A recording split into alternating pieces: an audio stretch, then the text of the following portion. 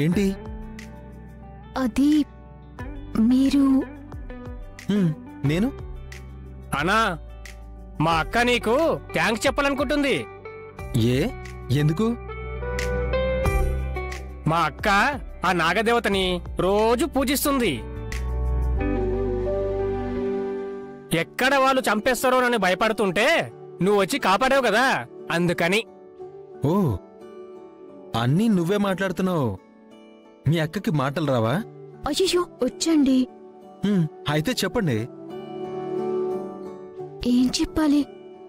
నాకేదో థ్యాంక్స్ చెప్పాలి అనుకుంటున్నారని చెప్పాడు కదా. థ్యాంక్స్ అండి.